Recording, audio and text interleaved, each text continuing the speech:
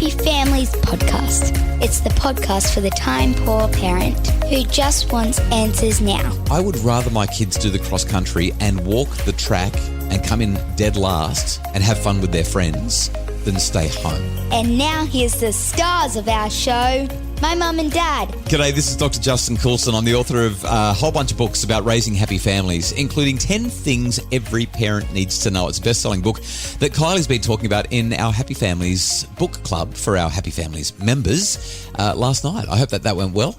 I can officially say that I've now read half of your book. That's great. So we've had this running gag, haven't we, that you do the parenting while I do the writing about parenting. And yeah, I learn a lot about my life when I read your books. Oh, come on, don't be like that. I don't write that much about us. I did in the early days, but yes, you did. I try to keep our lives a little bit private. That's why we've got the podcast, so we can keep everything nice and quiet. That's right, really quiet. I was having a conversation with one of our friends the other day, and they admitted that they don't need to ring us anymore because they just listen to the podcast. Yeah. They get every update they need. I think that you overshare. You told everybody that I fell off the roof. I didn't fall off the roof. I slid off the roof. Oh, really?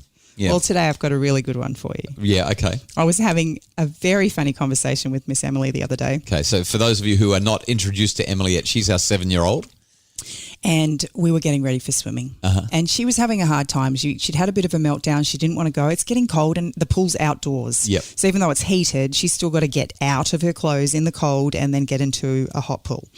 And so she was kind of slinking in the car because there was somebody next door, and she was trying to get, undressed a bit, giving herself some space and privacy.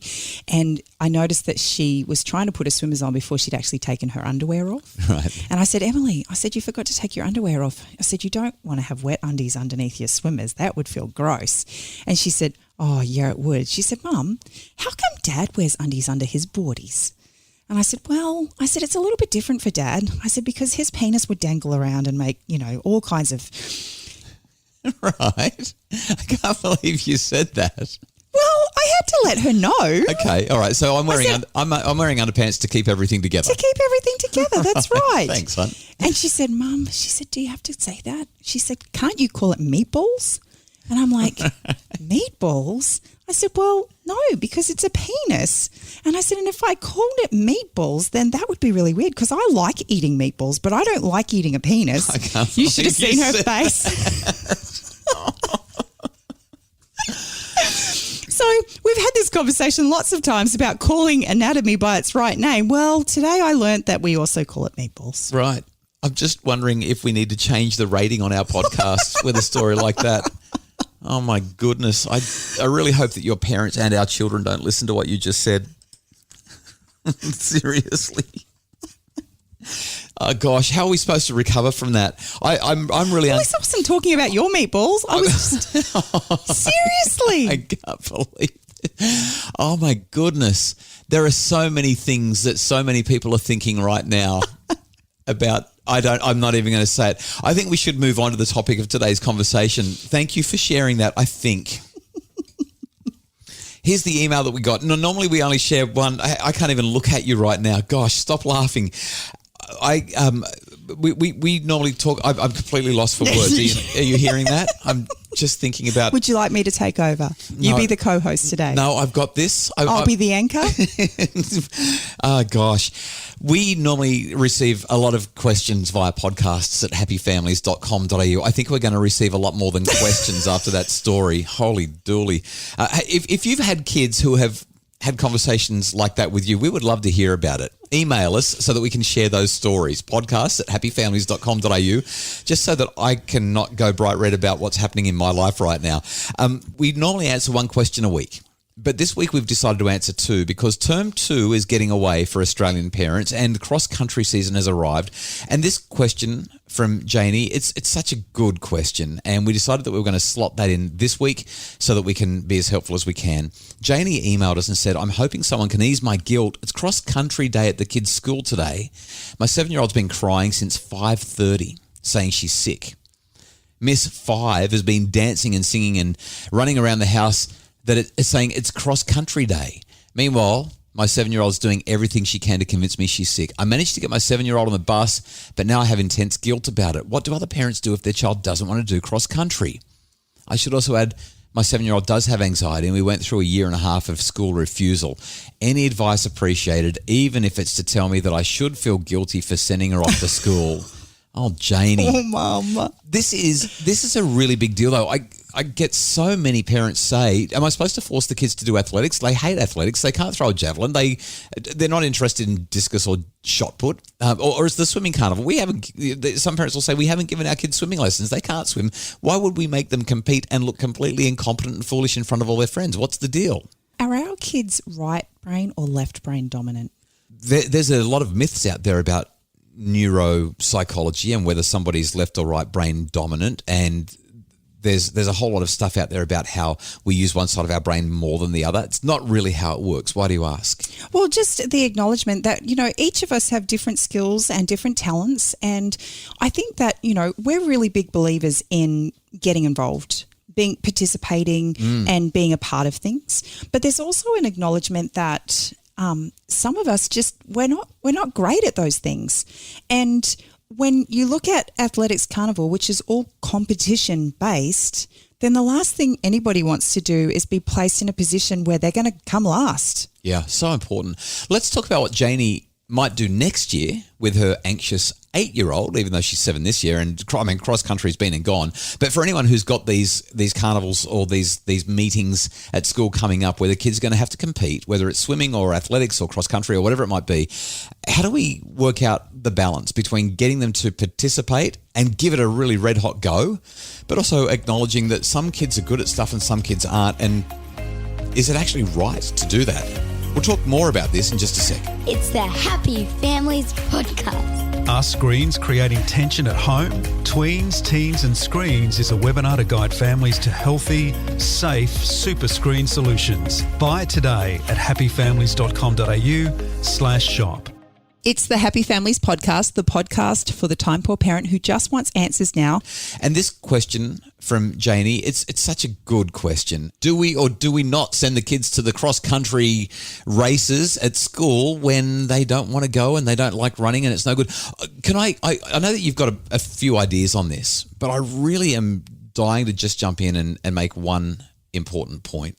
I would rather my kids do the cross-country and walk the track and come in dead last and have fun with their friends than stay home. Okay, but I'm going to ask you, how much fun are they having if they're coming last and their friends are at the finish line? Well, I remember the cool kids when I went to school. Like, I was always the one that ran really fast. I tried as hard as I could in cross country, and I was a good swimmer. And so I loved cross country for that reason. But I remember watching some of the kids that weren't interested in competing, and they would literally just walk the course with a couple of friends. So in every age group, there's going to be a couple of kids that aren't going to have a go, but they would walk it. And I would still rather the kids be out and about. They're outside, they're with friends, they're being social, and they're going for a 3-kilometre walk. I'd rather them do that than stay at home and be miserable. And so if I've got a child who's absolutely refusing because they're going to say, I'm going to lose, it's no fun, I'd say, well, why don't you go for a 3K walk with a couple of friends who also don't want to compete? I think that would be better. I know that there's nothing there about school spirit and having a real go, but at least they're doing more than they would do if they stayed home. I think, we can tap in beautifully to the conversation we had on Tuesday about understanding and taking the time to actually understand why our children don't want to be involved. For me... Are you just giving me my words back to me because I've skipped that bit today? That's really impressive. Make me feel a little bit incompetent. Maybe this podcast thing is rubbing off on me. Yeah, okay. So you're saying explore their world. Yeah, I think it's really important.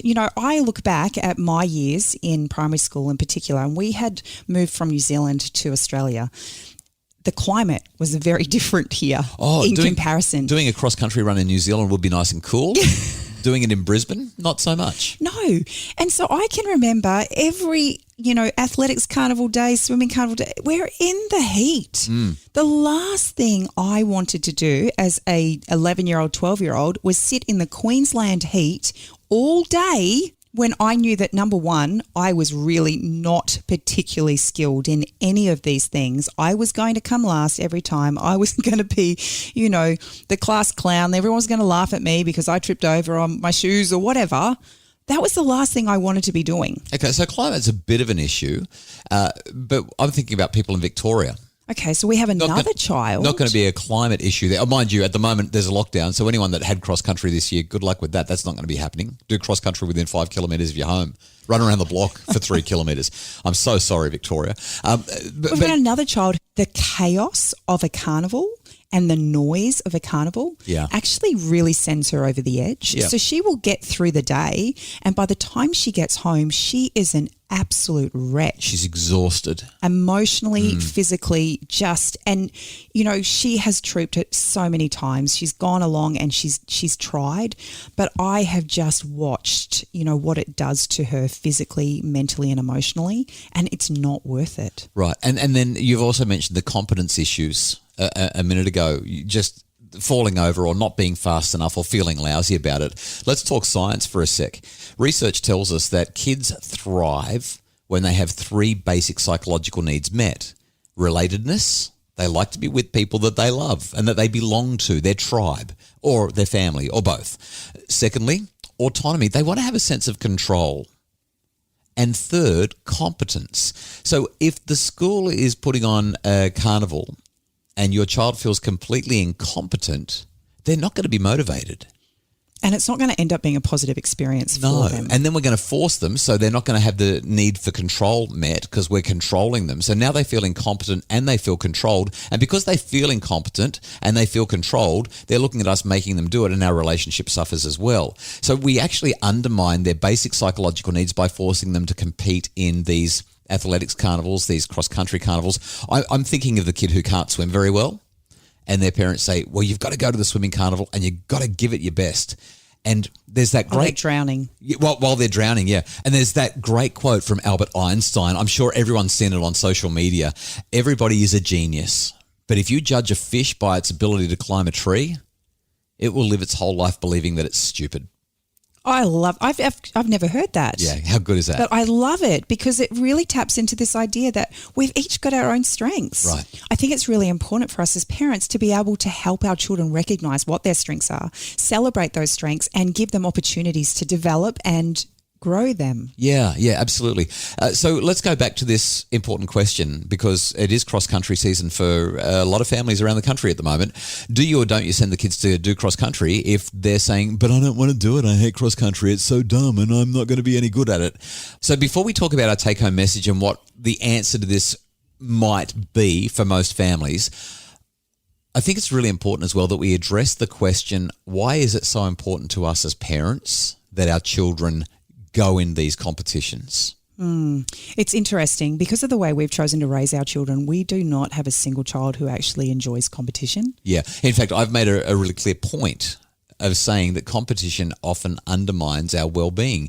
There's research that shows, especially for children, that when things get competitive, they tend to feel less resilient, not more resilient. Yeah, and we've watched it with all of our girls. They've all gone through swimming lessons, squad training, and they are strong swimmers. And every year the swimming carnival comes around, and every year they tell us they don't want to participate. And every year we say, come on, give it a go. You know as well as I do that you're probably the best swimmer in the school. And they usually end up being age champion or something like that. They do every time. Yep.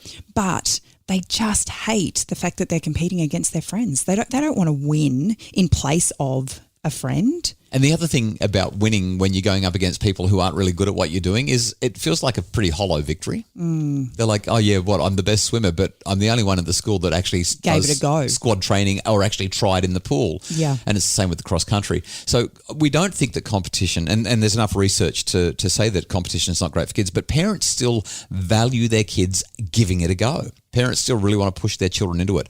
And for me, I want to take that step back again and go to that Einstein quote and basically highlight, if you've got a child who doesn't want to try in the cross country, at least get them out for a good walk and spend time with their friends if you can. But there's a broader conversation here, and that is when you explore what's going on in their world, what are they good at? What do they want to have a go at? And let's make sure that they're having a go at something. They don't have to be good at everything. They don't even have to try at everything. I think it's ridiculous that we should all have to try at everything, but let's figure out what we're interested in trying in and make sure that the kids get opportunities there. What's the take-home message? I think we need to explore. We need to understand Right. why our children are feeling the way they are about it, and then come up with solutions together. Is it that we'll go to a morning tea? Is it that we'll be involved in one race? Is it that We'll show up and do the walk rather than the run. yeah, or the acknowledgement that every athlete needs to have a cheer squad. Are you going to be the cheer squad today? I like that. We live in a community, and every one of us plays a part in that community, and we can't all be the superstars, but we can be a part of it. And if we can show our children that they matter and that them being a part of things matters, that it actually makes a difference. What's it like when you go to a carnival and you've got a great big cheer squad over on the side? It feels good, doesn't it? The energy grows and you're excited to be there. I think we need to help our children see that there's not just one way to participate. Janie, we really hope that our response to your email is helpful. And for everyone who's got athletics and cross-country carnivals coming up, we hope that this gives you some food for thought and that this has been a useful podcast conversation. As always, our podcast is produced by Justin Rulon from Bridge Media, and Craig Bruce is the executive producer of the Happy Families podcast. If you'd like more info about how you can make your family happier, you can find everything that you need at happyfamilies.com.au.